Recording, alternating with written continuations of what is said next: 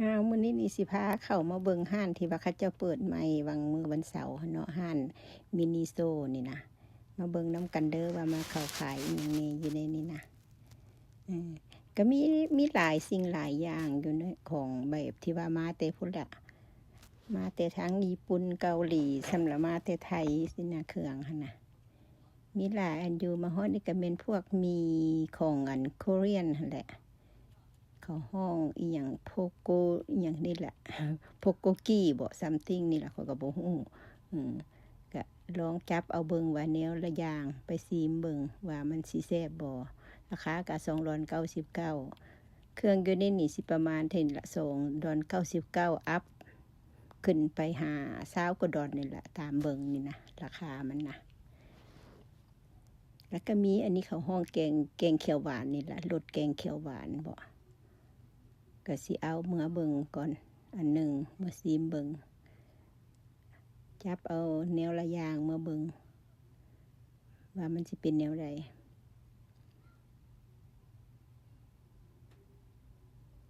ก็มีหลายอย่างอยู่เขาขายนี่ไม่หลายสิ่งหลายอย่างอยู่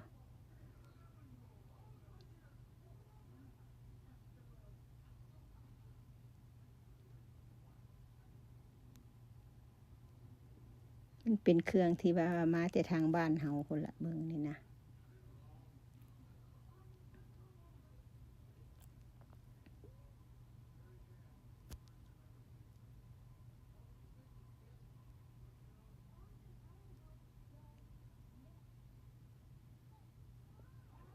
มีเล็บมีขนตา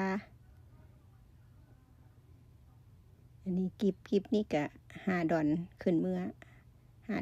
$7นี่แหละราคามันหั่นนะแล้วแต่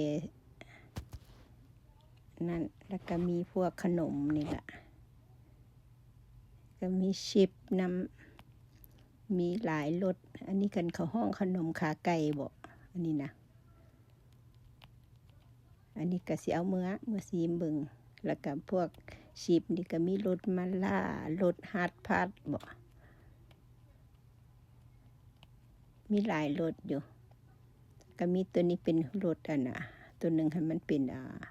รสอิหยังสเต็กอิหยังหลายอย่างอยู่